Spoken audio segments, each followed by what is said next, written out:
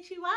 If you're planning a trip to Japan, it can be so hard to choose where you're going to go. Japan has amazing places, and there are blog posts, YouTube videos, Instagram videos. Everyone's talking about content and telling you where to go. I'm going to share in this video one place that I think should definitely be on your list, whether you do a day trip or a few days there, and that is Kanazawa. Kanazawa is on the opposite coast from Tokyo, and it is west of Toyama. So we were able, while we were based in Toyama, to take a direct 20-minute train ride on a high-speed train to Kanazawa. Very easy day trip for us, and so worth it. Kanazawa is known for its well-preserved historical districts, including Geisha districts, which is not something that I saw in other cities in Japan. So it was very special and interesting part of our visit. They have multiple districts, and you get to walk pretty easily all around the city. So I recommend taking the train. The first stop that you can do is to Nishiki Market, which is a food market very close to the train station. It is bustling, it is full of activity and full of things to try. I decided to try a scallop that was cooked with a torch. I kind of walked by and double backed because I said, wait, I really think I have to try this. Here we are. The scallop is on a beautiful shell.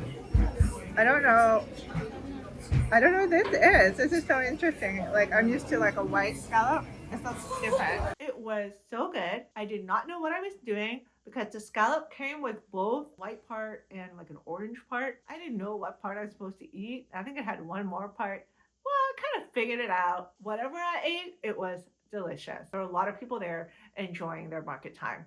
And it was fun to see all the things that were on display just for being sold as well. It's not just places that you can eat, you also can buy so many things there, fish, vegetables, amazing. So you're walking through the market, then you can continue into Kanazawa City. The next stop that we did was to the Kanazawa Castle Park, which is also right next to one of the most famous gardens in Japan. The garden was called Kenrokuen Garden. When you read about it online, you'll see oftentimes that it is promoted as a perfect garden in terms of the philosophy of Japanese gardens. It's in perfect harmony, all the elements. And I was very excited to go and experience it. It's quite large. The castle park was nice, and we looked at the castle quickly. I'm so glad we didn't spend more time with the castle. The garden is really where it was at for me. So many walking paths. It was crowded, yes, but it was still enjoyable because there was a lot of openness to the garden, and you could see something interesting from many different angles. It was very easy to walk around. They had bridges in the garden, water features. I think it was the first place where we saw where they hold up the trees that are kind of like propped up on wooden poles where the trees like rest on them, and they also have ropes that they're using. So we were astounded at how they were taking care of these beautiful, big, sprawling trees. Such a beautiful, peaceful place to be. Even though there were a lot of people, I still derived a sense of peace from being there. Are you a fan of Japanese gardens? Sometimes there are Western gardens that have Japanese gardens within them, like a certain area that is in the Japanese style. So have you seen this? And do you like the style of gardening? Because it's very different than Western gardens. One thing I will say is that we kind of crammed our trip into a smaller time window because we're not early risers. If you are early risers, I would say go there first thing in the morning, because then you'll have more expansive time to enjoy each place. But we were on a schedule. I said, okay, we got to leave the garden. It's time. It's time to go to the Geisha district. And the first place that we went to was a historical samurai house. The samurai house is called Nomura-kei Samurai Heritage Residence, and it is in one of the preserved districts. I'm not sure if it's classified as a tea house, like a geisha tea house district, or samurai district, but if you look up that samurai house, you'll see like the neighborhood surrounding it, what it's a part of. The samurai house was wonderful. I think it was so well laid out. You got a pamphlet that you could read in English with information. They also had a matcha tea service, which I missed. I missed the matcha tea because they also have it at the garden, which you have to wait for, and I think you have to build in a lot more time if you want to do their tea experience, which is fine if you have the time. We did it.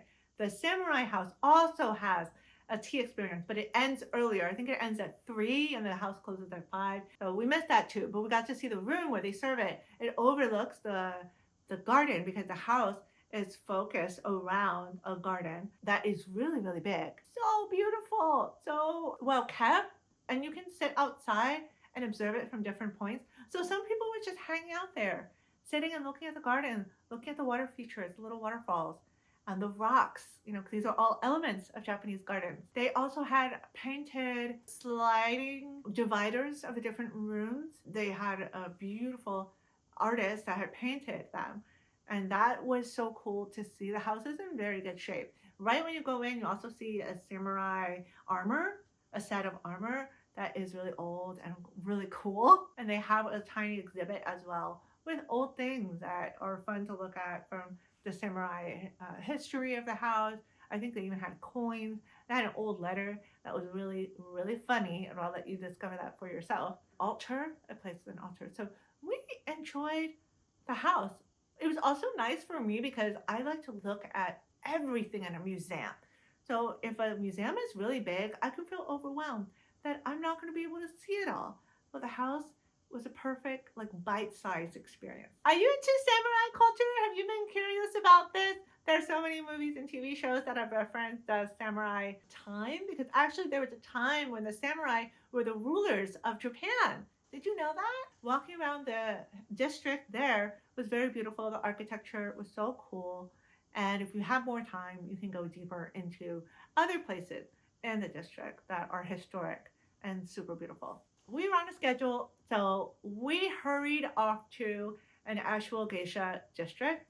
And the one that we went to was more on the east side. This district was called the Higashi Chaya district. The geisha house was called Geisha House Shima. The Higashi Chaya district floored me.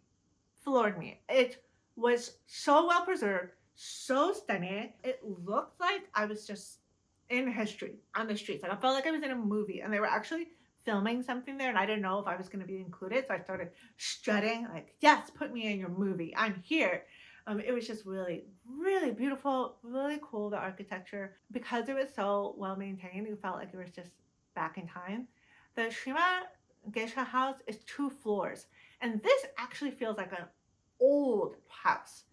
It is old, but you feel that it's old. You feel the creakiness, you feel the history, like the size of the rooms and everything. Apparently they had special permission to add another level because that wasn't allowed at the time. They also gave a pamphlet in English where you can read everything and see the different areas, see the different rooms. They had musical instruments. They sometimes even have performances. So if you're really interested in geisha culture, you can look for that, like a performance of the traditions.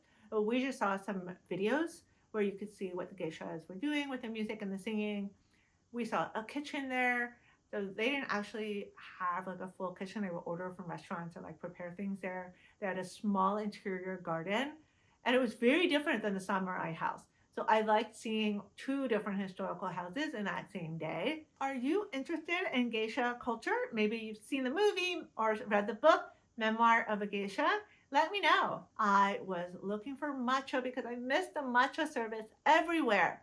And I actually found a matcha place right in the Higashi Chaya district. It was not a historic matcha place, but it was good enough for me. And so I was a perfect way for me to cap off my time there. Kanazawa has so much more to do, so much more to see. But what I really want to leave you with is that it is worth it to visit there. When you are building out your trip, even a 1 night or 2 night stay, I think there's definitely enough to do there and to see and experience. But if you have a day trip, it can still be meaningful. It can still be a highlight of your trip in Japan. Just soaking up the history and the culture and the architecture, just walking around and experiencing Kanazawa that way is enough. It is lovely. If you're building your trip to Japan, consider putting that on your list and subscribe to our channel for more insights on accessible travel and Japan, because we're still continuing our Japan series with a few more videos. If you want to see more videos on inclusive and accessible travel, subscribe to BlindishLatina and let me know all your questions in the comments, and I will see you next time.